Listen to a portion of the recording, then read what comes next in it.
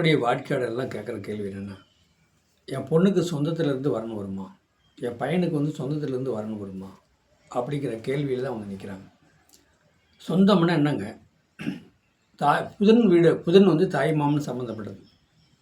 6ஆம் இடம்னு சொல்லக்கூடியது அத்தை, தாய் மாமன் இந்த மாதிரி இடத்துலேருந்து வரக்கூடிய வரன். இப்போ புதன் எங்கே இருக்கார் அப்படிங்கிறத மெயினாக பார்க்கணும். புதன் எங்கே இருக்காருங்கிறத மெயினாக பார்க்குறோம். 6ஆம் இடங்கிறது அத்தை, தாய் மாமன் சம்மந்தப்பட்டது வந்தாலும், புதன் வந்தாலும் அந்த அத்தை, தாய் மாமன் சம்மந்தப்பட்ட வகையில் வரன் வர்றதுக்கு வாய்ப்பு இருக்குது. 5ஆம் இடத்துல வந்து புதன் இருக்கார். 5ஆம் இடத்துல வந்து புதன் இருந்தால் தாய் மாமன் சம்மந்தப்பட்ட வகையில் வரன் இருக்குது, வரன் வரும். அந்த சொந்த வகையத்தில் வரன் வர்றதுக்கான வாய்ப்பு நிறையா இருக்குது. லக்கணத்துக்கு 2ஆம் இடத்துல புதன் இருக்கார். அப்போ புதன்னா தாய் மாமன் சம்மந்தப்பட்டது. தாய் மாமன் அத்தை சம்மந்தப்பட்ட அத்தை உறவு சம்மந்தப்பட்டது. அப்போ அந்த வகையில் வந்து உங்களுக்கு வரன் வருங்க அப்படின்னு சொல்லலாம். அப்போ 7 குடின்னு சொல்லக்கூடாது. 7 குடிய கிரகன் 5ஆம் இடத்துல இருந்தாலும் சொந்தம் உறவு அப்படி வர்றதுக்கு வாய்ப்பு நிறையா இருக்குது.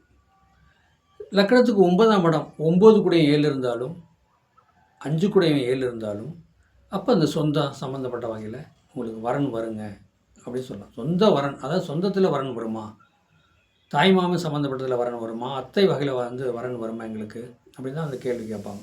இதுதாங்க சாதகம். 7 குடைய வந்து உங்கள் லக்கணத்துக்கு 5ஆம் இடத்துல இருந்தாலும் சொந்தம். 7 குடைய 6ஆம் இடத்துல வந்தாலும் உங்களுக்கு சொந்த தாய் மாமன் அத்தை வகையில் வந்து வரும். 9ஆம் இடம்னு சொல்லக்கூடாது. 9 குடைய 7ஆம் இடத்துல உட்காந்தாலும் சொந்த வகையில் உங்களுக்கு வரன் கண்டிப்பாக வரும். அது ஆணாக இருந்தாலும் சரி, பெண்ணாக இருந்தாலும் சரி. இதெல்லாம் வந்து இது பண்ண தேவையில்லை. 2வது வந்து எப்படின்னா, லக்கணத்துக்கு இப்போ 3ஆம் இடம்னா என்ன, இளைய சகோதரன் சம்மந்தப்பட்ட வகையில் இளைய சகோதரன் கல்யாணம் பண்ணியிருக்கார்ல அவர் வகையில் வரலாம். 3ஆம் இடங்கிறது இளைய சகோதரி. இளைய சகோதரி ஒரு பக்கம் பொண்ணு கொடுக்குறாங்க. அந்த வகையில் வந்து வரன் வர்றதுக்கு வாய்ப்பு இருக்குது. அப்போ இந்த வகையில் ஏதாவது ஒட்டுன வகையில் அப்போ சொந்தம்னு சொன்னால் புதனாக இருக்குது. புதன் தாய் மாமன் அத்தையை குறிக்கக்கூடியது. புதன் தாய் மாமன் சம்மந்தப்பட்ட வகையில் கண்டிப்பாக வரும். லக்கணத்துக்கு புதன் எங்கே இருக்காருன்னு மெயினாக பார்க்கணும். சொந்தத்தில் வரணும் வருமா வராதா அப்படிங்கிற மாதிரி. லக்கணத்துக்கு 11ஆம் இடம், நம்ம அந்த லக்கணத்துக்கு 11ஆம் இடம் அண்ணன் ஏற்கனவே கல்யாணம் பண்ணியிருப்பார். அண்ணனாக இருந்தாலும் சரி, அக்காவாக இருந்தாலும் சரி. அப்போ இந்த சாதகர் வந்து அண்ணனுக்கு இது இளைய சகோதரனா சகோதரியாக தான் வரும்.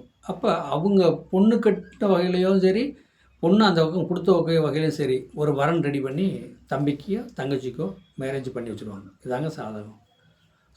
சொந்த உறவில் வருமா, அந்நியத்தில் வருமா அப்படிங்கிற வந்து கேள்வி. ஆனால் இப்போலாம் அதெல்லாம் குறைஞ்சிருச்சு. அதாவது வந்து பிள்ளைங்களாம் வெளிநாட்டில் படிக்குது, வெளிநாட்டில் படிக்குது, வெளியூரில் வேலை செய்யுது.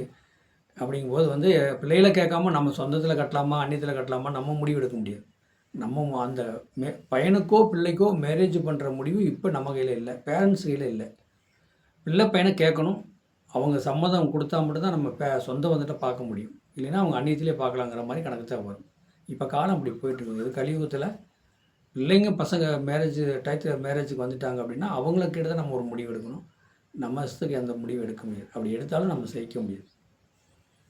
நீங்கள் உங்கள் பொண்ணோ பையனுக்கோ சொந்தத்தில் வரணும் வருமா அந்நியத்தில் வருமானு உங்களுக்கு தெரிஞ்சுக்கணுமா, என்னுடைய ஃபோன் நம்பர் 95 14 77 10 74க்கு நீங்கள் உங்கள் சாதகத்தை, உங்கள் பையன் பிள்ளை சாதத்தை வாட்ஸ்அப்பில் அனுப்புங்க.